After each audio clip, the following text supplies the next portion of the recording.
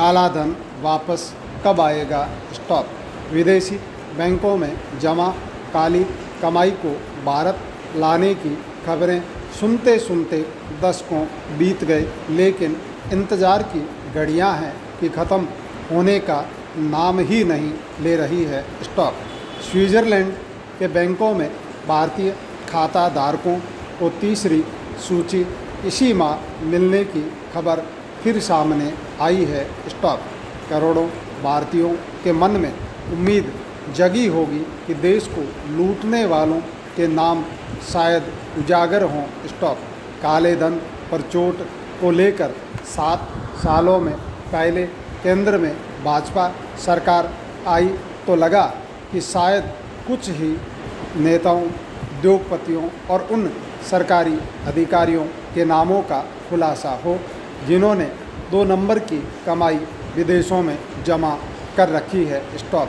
विदेशी सरकारों के साथ नए नए करार भी हुए। स्टॉप। स्विस बैंक 2019 और 2020 में भी भारतीय नागरिकों के खातों का विवरण भारत को सौंप चुका है। स्टॉप। तीसरी सूची आने से क्या फर्क पड़ जाएगा? स्टॉप। नेक्स्ट।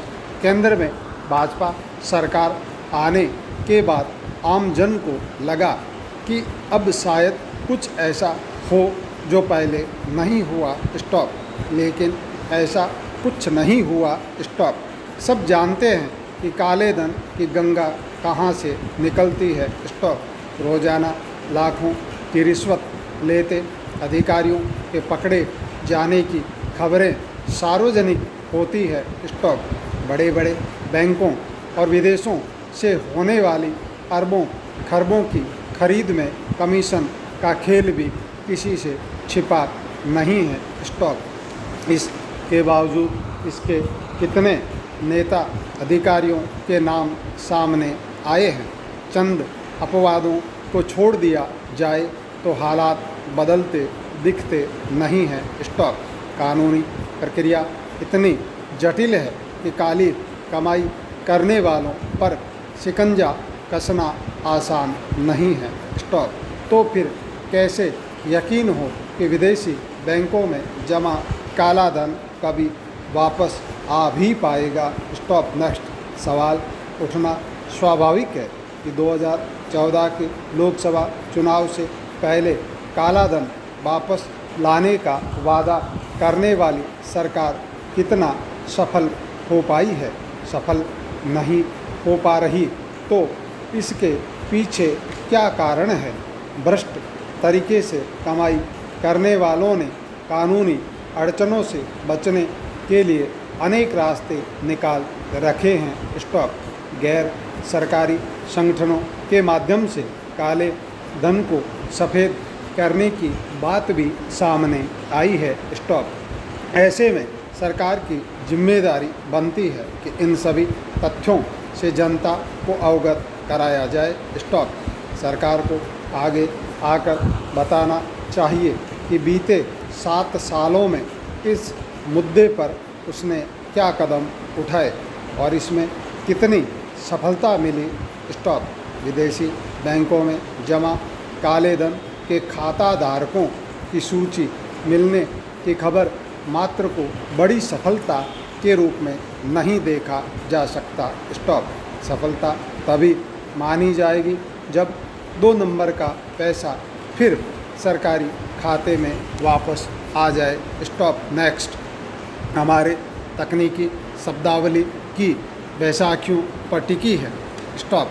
अंग्रेजी से हिंदी के अनुवाद में भी प्रतिबद्धता कहीं नहीं दिखती। स्टॉप।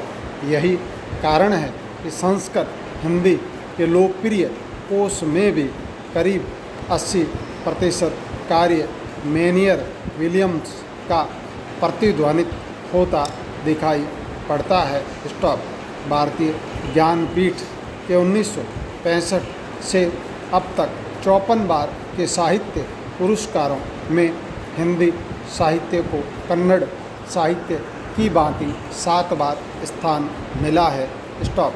आज श्रेष्ठ साहित्य के लिए अनुदित पुस्तकों का आश्रय लेना होता है।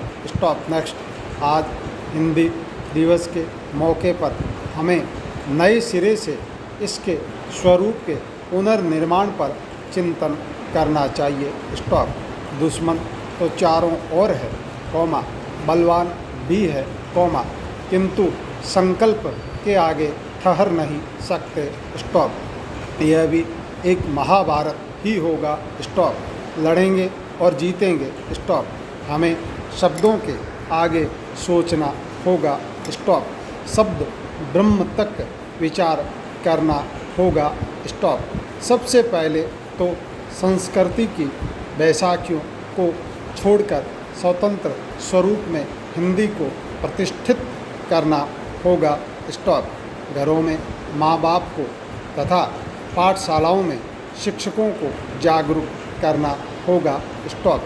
बच्चों को ए फॉर एप्पल के बजाय अ से अनार सिखाना पड़ेगा। स्टॉप। माताओं का शिक्षण अधिक महत्वपूर्ण है। स्टॉप। बच्चों के साथ सर्वाधिक समय उनका बीतता है। स्टॉप। वे ही छोटे बच्चों को गृह कार्य करवाते हैं। स्टॉप। वे ही कोख में भी जीवन का प्रकाश भरते हैं। स्टॉप।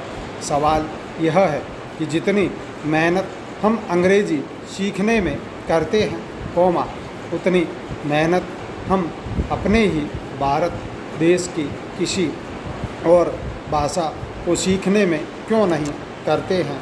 पश्चाताप तथा अंग्रेजी संस्कृति को दोष देने से पहले प्रत्येक भारतीय को आत्मावलोकन करना चाहिए कि वह खुद अपनी संस्कृति के प्रति कितना निष्ठावान है। स्टॉप।